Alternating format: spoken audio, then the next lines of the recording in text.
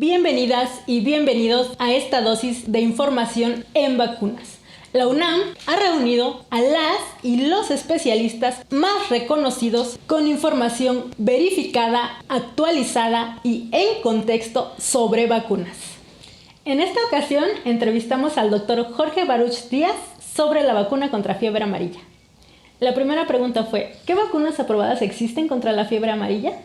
Desde los 1600 que se describió esta enfermedad, la enfermedad de fiebre amarilla, se han hecho muchos esfuerzos a lo largo de la historia para desarrollar una vacuna. Afortunadamente, a partir de los 1930s, se desarrolló una cepa vacunal que incluso sigue vigente hasta la fecha, que es la cepa vacunal 17D, con sus tres subtipos, que es la 17D204, que es la que se está utilizando actualmente, la 17D203 y la 17DD.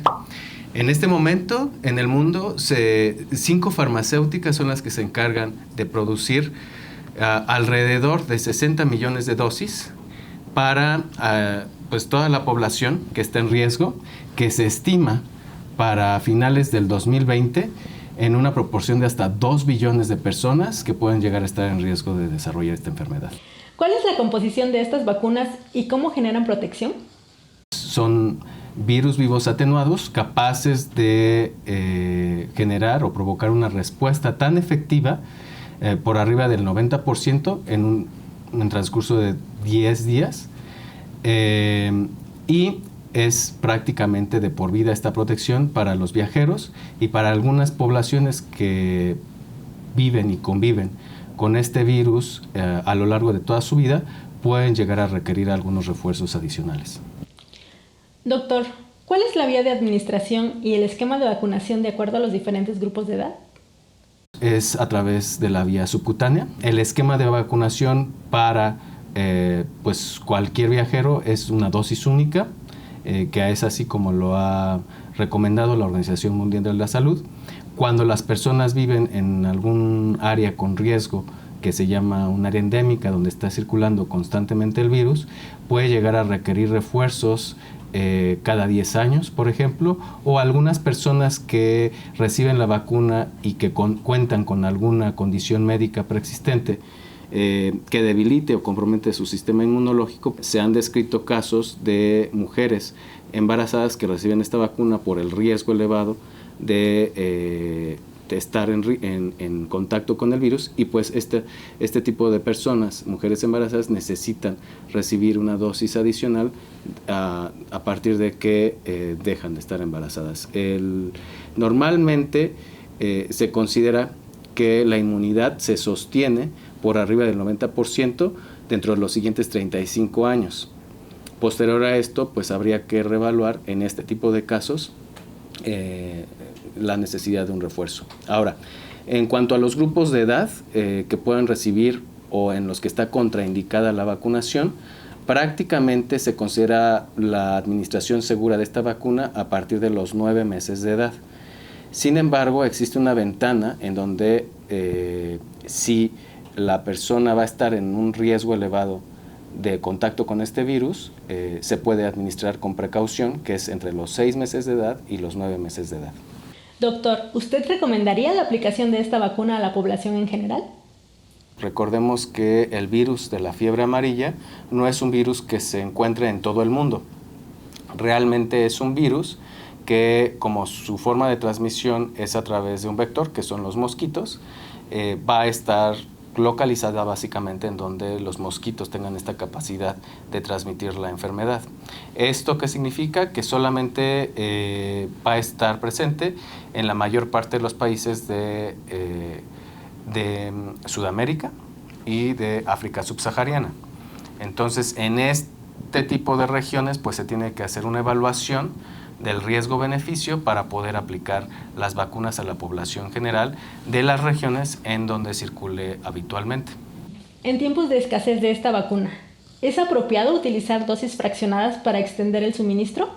Para disminuir el costo de aplicación y garantizar una cobertura óptima, estas dosis fraccionadas van a depender de las políticas que cada uno de los países decida autorizar y en recomendación de la Organización Mundial de la Salud.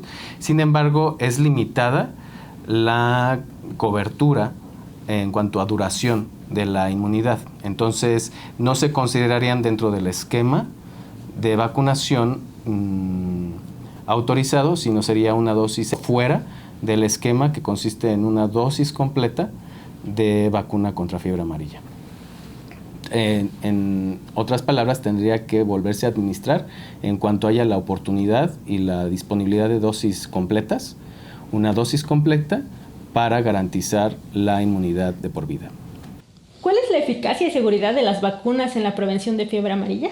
La vacuna de fiebre amarilla es una vacuna modelo o prototipo. Esto quiere decir que básicamente es de las pocas vacunas y de las primeras que se desarrollaron que se mantienen prácticamente intactas desde la cepa vacunal que se desarrolló, que es la 17D204, el subtipo 204, hasta la fecha prácticamente no ha recibido grandes modificaciones en su estructura y su composición. Es un prototipo porque es una vacuna que prácticamente con una dosis se puede garantizar una inmunidad prácticamente de por vida en la mayoría de las personas. Entonces ese es un ideal de una vacuna, aplicar en la menor cantidad de dosis una protección pues que dure por lo menos de por vida, ¿no? Entonces esta vacuna así lo hace. En cuanto a la eficacia está descrita que alcanza su máxima protección de esta vacuna a partir del 10º día después de la aplicación, y está descrita que es una eficacia por arriba del 90% hasta el 98%.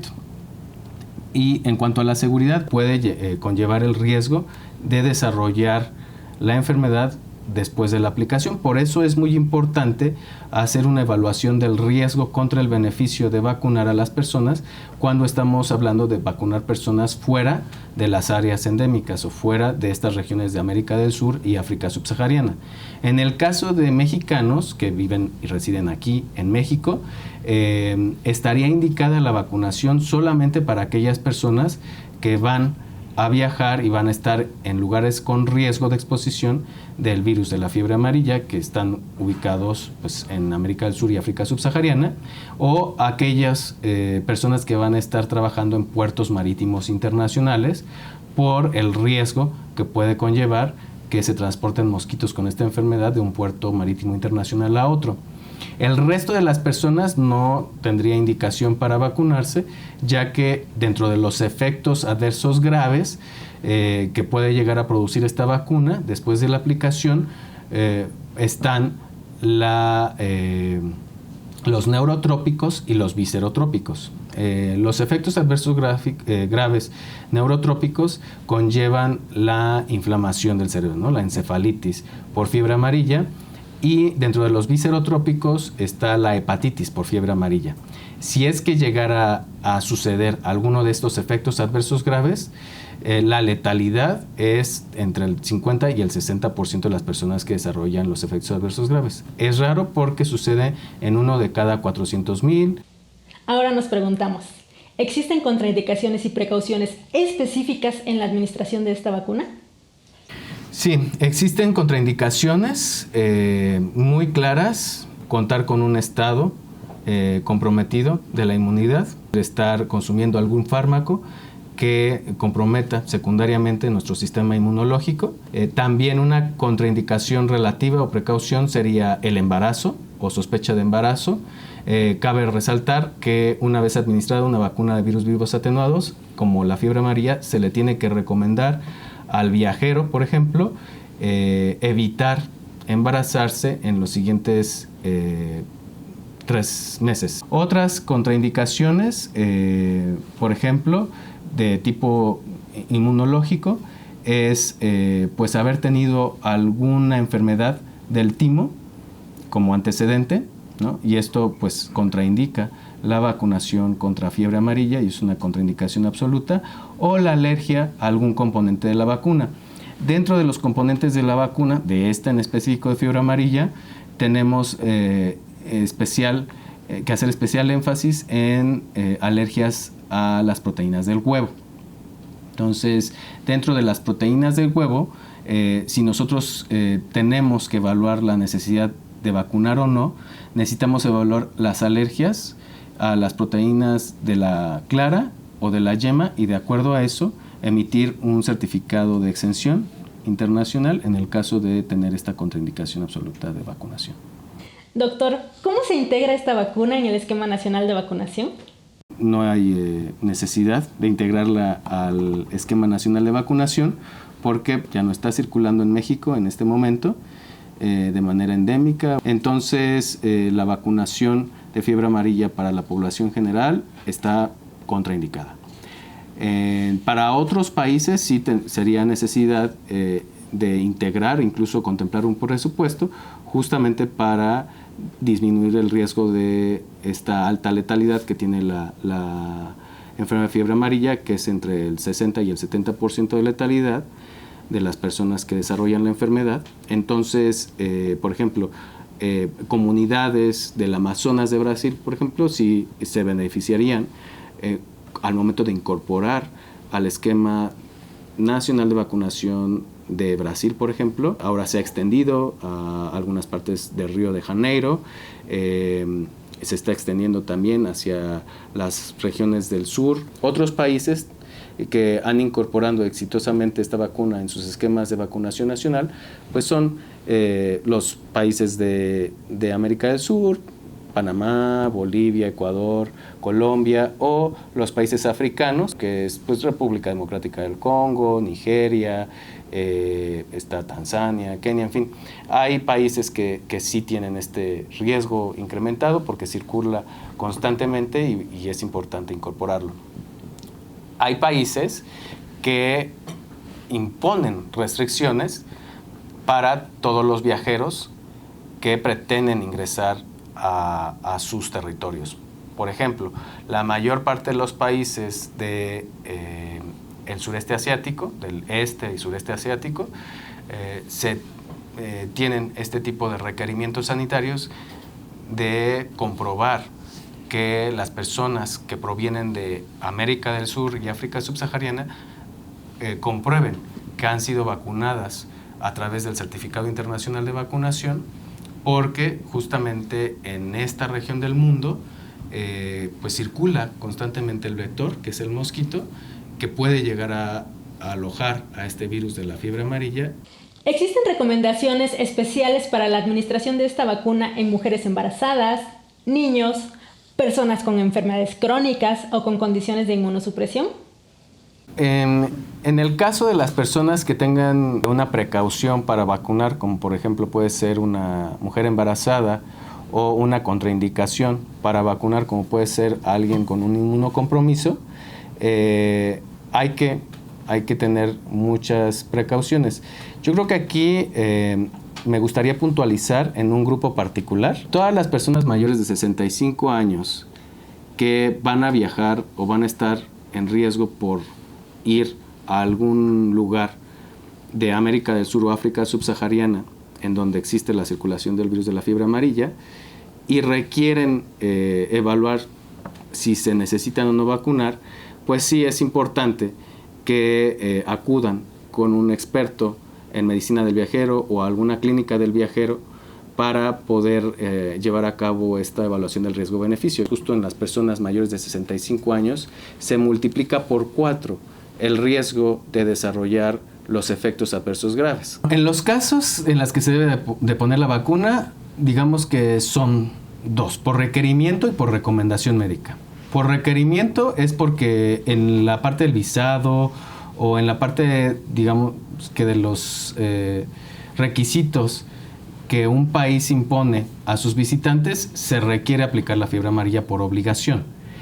Y hay países en los que no se requiere, pero sí es altamente recomendable aplicarla porque vamos a ir a una zona de riesgo y entonces sería por recomendación médica. Generalmente son requeridas para las personas que provienen de regiones con riesgo, que es América del Sur y África subsahariana, no para mexicanos. Entonces, los mexicanos que van a volar directo a Asia, sobre todo al sureste asiático, generalmente no la requieren a menos que hagan una escala de más de 12 horas en algún país de América del Sur. Y si esto dura más de 12 horas o pernoctan en estos países, van a requerir el certificado internacional de vacunación con la vacuna.